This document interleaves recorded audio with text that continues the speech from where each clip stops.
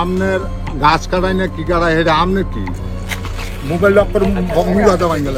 বাংলাদেশের সবচেয়ে ভয়ঙ্কর 10টি জেলা, যদি আপনি ভুল করে এই সব জেলায় ঢুকে পড়েন তাহলে অবশ্যই সাবধানতা অবলম্বন করবেন, কারণ এই সব জেলার মানুষজন এতটাই ভয়ঙ্কর যে কোনো মুহূর্তে আপনাকে চারদিক থেকে অ্যাটাক করে ফেলতে পারে। শোনা যায় এই সব জেলার লোকজন দিনে দুপুরে মানুষকে ধরে তাদের দেহের অঙ্গ প্রত্যঙ্গ কিডনি পর্যন্ত বের করে বিক্রি করে দেয়। নতুন কোনো পর্যটক এই সব জেলায় ঘুরতে গেলে সেখানকার মেয়েরা তাদেরকে আটকে বিভিন্ন ট্র্যাপে ফেলে টাকা পয়সা উসুল করে। আজকের ভিডিওতে বাংলাদেশের মধ্যে থাকা এমনই 10টি জেলা সম্পর্কে জানাবো। এইসব জেলায় ঢোকার আগে অবশ্যই সাবধানতা অবলম্বন করবেন। তবে এইসব জেলার সব মানুষ কিন্তু খারাপ নয়, এইসব জেলাতেও ভালো মানুষ রয়েছে, তবে এইসব জেলাতে ভালো মানুষের সংখ্যা খুবই কম। আজকের ভিডিওতে বাংলাদেশের সবচেয়ে বিপজ্জনক এবং ভয়ঙ্কর 10টি জেলা সম্পর্কে জানাবো। যেসব জেলায় যাওয়ার আগে অবশ্যই সাবধানতা অবলম্বন করবেন, এবং আপনি এই ভিডিওটি দেশের কোন জেলা থেকে দেখছেন তা এখনই কমেন্টসের মাধ্যমে লিখে জানান। তাহলে চলুন শুরু করা যাক। নাম্বার 10, বাংলাদেশের সবচেয়ে বিপজ্জনক 10টি জেলার মধ্যে 10 নম্বরে থাকবে বরিশাল জেলা। বরিশাল জেলায় যদি কখনো আপনি বেড়াতে যান কিংবা ঘুরতে যান তাহলে আপনাকে অবশ্যই সতর্কতা অবলম্বন করতে হবে, কারণ যে কোনো সময় এখানে আপনি ট্র্যাপে পড়ে যেতে পারেন। এই জেলাতে ঢুকে যদি আপনি একটু অসতর্ক হয়ে যান তাহলেই আপনি ফাঁদে পড়ে যেতে পারেন। এ কারণেই যখনই আপনি বরিশাল ঢুকবেন আপনার চোখ কান খোলা রাখতে হবে। নাম্বার 9, বাংলাদেশের সবচেয়ে বিপজ্জনক 10টি জেলার লিস্টে 9 নম্বর অবস্থানে থাকবে নোয়াখালী জেলা। নোয়াখালী এমন একটি জেলা যে জেলাটিকে নিয়ে বাংলাদেশের মানুষ সব থেকে বেশি ট্রোল করে থাকে। আপনি যদি কখনো নোয়াখালী যেতে চান তাহলে অবশ্যই আপনাকে তাদের ভাষা শিখে নিতে হবে, কারণ এখানকার মানুষের ভাষা বোঝা খুবই কষ্টকর। নোয়াখালী জেলাতে যদি আপনি ভুল ভাষাতে কথা বলেন তাহলে আপনাকে বিপদে পড়ে যেতে হতে পারে। নাম্বার 8, ময়মনসিংহ জেলা। বাংলাদেশের সব থেকে বিপজ্জনক 10টি জেলার লিস্টে 8 নম্বর অবস্থানে থাকবে ময়মনসিংহ জেলা। যদি আপনি এই জেলাটিতে ঘুরতে যান তবে একা একা যাতায়াত করবেন না, আপনার সাথে অবশ্যই কাউকে নিয়ে যাবেন। বর্তমানে এই ময়মনসিংহ একটি বিভাগ হয়ে গিয়েছে। জেলাটির যাতায়াত ব্যবস্থা মোটামুটি ভালোই এবং এখানে অনেক দর্শনীয় স্থানও রয়েছে, তবে এখানকার সব মানুষই যে ভালো তেমনটা কিন্তু নয়। জেলাটিতে যেমন ভালো মানুষ বসবাস করে তেমনি প্রচুর পরিমাণে খারাপ মানুষও রয়েছে এই জেলাটিতে। যদি আপনি এই জেলাটিতে ঘুরতে যান তাহলে খুবই সতর্কতা অবলম্বন করতে হবে। নাম্বার 7, রাঙ্গামাটি জেলা। বাংলাদেশের সবচেয়ে বিপজ্জনক ও ভয়ঙ্কর জেলার লিস্টে 7 নাম্বার অবস্থানে রয়েছে রাঙ্গামাটি জেলা। রাঙ্গামাটি জেলা ঠিক কতটা ভয়ঙ্কর আপনি এই কথাটি থেকেই বুঝতে পারবেন। যদি কোনো সরকারি চাকরিজীবী এদিক ওদিক করে তাহলে তাকে হুমকি দিয়ে বলা হয় তাকে রাঙ্গামাটিতে পোস্টিং করে দেওয়া হবে, কারণ এই জেলাতে জলদস্যুদের সংখ্যা অনেক বেশি। ভালো মানুষের তুলনায় খারাপ মানুষের সংখ্যা অনেক বেশি।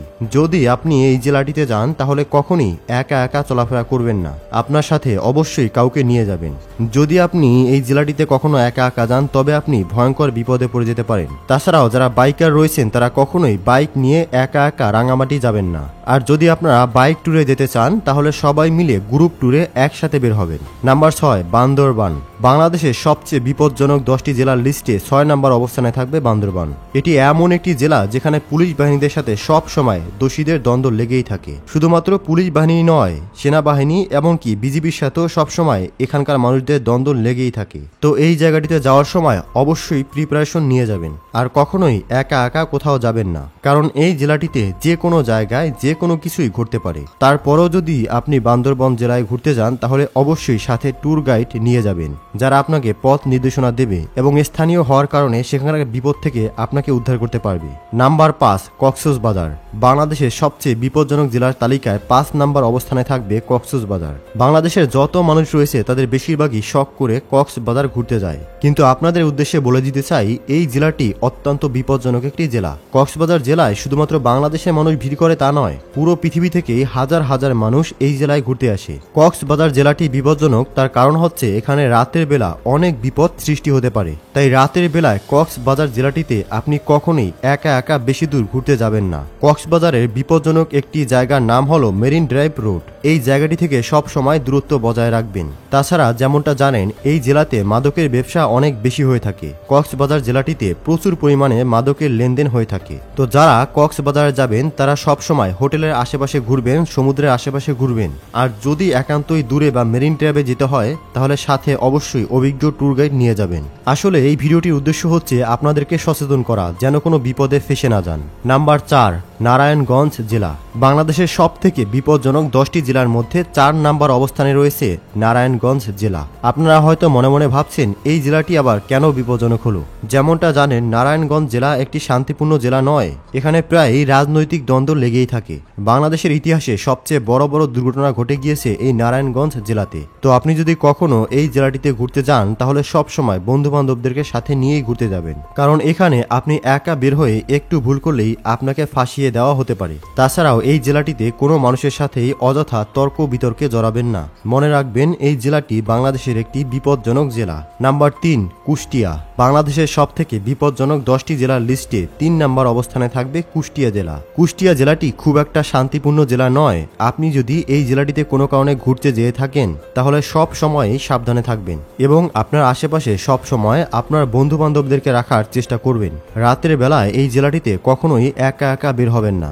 যেহেতু জেলাটিতে অনেক দর্শনীয় স্থান রয়েছে, তাই এগুলো দেখার জন্য আপনারা দিনে বের হবেন এবং গ্রুপ বের করবেন। নাম্বার 2, খুলনা জেলা। বাংলাদেশের সবথেকে বিপজ্জনক ও ভয়ঙ্কর 10টি জেলার লিস্টে 2 নাম্বার অবস্থানে রয়েছে খুলনা জেলা।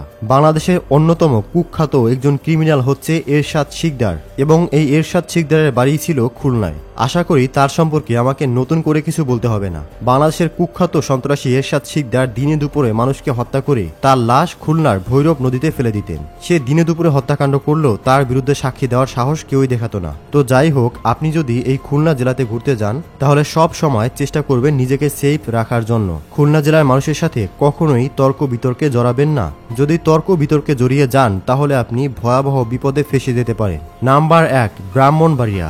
বাংলাদেশের সবচেয়ে বিপজ্জনক এবং ভয়ঙ্কর 10টি জেলার মধ্যে 1 নাম্বার অবস্থানে রয়েছে ব্রাহ্মণবাড়িয়া। এটি বাংলাদেশের এমন একটি জেলা যেটি বাংলাদেশের সবচেয়ে ভয়ঙ্কর জেলাগুলোর মধ্যে সবসময় 1 নম্বর অবস্থানে অবস্থান করেছিল। বলা হয়, যদি আপনি কখনো ব্রাহ্মণবাড়িয়া ঘুরতে যান তাহলে সব সময় আপনার চোখ কান খোলা রাখবেন।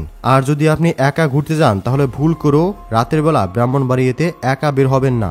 দিনের বেলা বের হলেও অবশ্যই সাথে একজন ট্যুর গাইড অথবা সেখানকার স্থানীয় বন্ধু বান্ধব সাথে রাখবেন, কারণ এই জেলার মানুষ এতটাই ভয়ঙ্কর হয়ে থাকে যে তারা 2 গ্রুপ মারামারি করলে হাজার হাজার মানুষ মিলে মারামারি করতে থাকে এবং তাদেরকে থামানোর জন্য সেখানকার প্রশাসন, পুলিশ, বিডিআর, র্যাব, এমনকি আর্মি পর্যন্ত তাদেরকে থামাতে পারে না।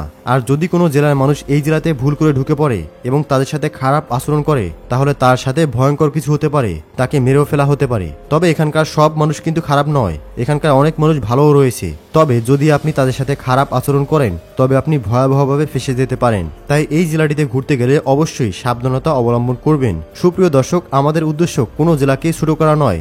বাংলাদেশের প্রত্যেকটা জেলার মানুষই ভালো, তবে এই 10টি জেলার মধ্যে কিছু সংখ্যক মানুষ বিপজ্জনক হতে পারে। তাই এই 10টি জেলায় ঘুরতে গেলে অবশ্যই সাবধানতা অবলম্বন করবেন। ভিডিওটি বেশি বেশি শেয়ার করে অন্যদেরকেও সচেতন করুন। পরবর্তী ভিডিওতে আপনি বাংলাদেশের কোন 10টি জেলা সম্পর্কে জানতে চান তাও কমেন্টে লিখে জানাবেন। আপনি এই ভিডিওটি কোন জেলা থেকে দেখছেন তা অবশ্যই আমাদেরকে কমেন্টে লিখে জানাবেন। ধন্যবাদ।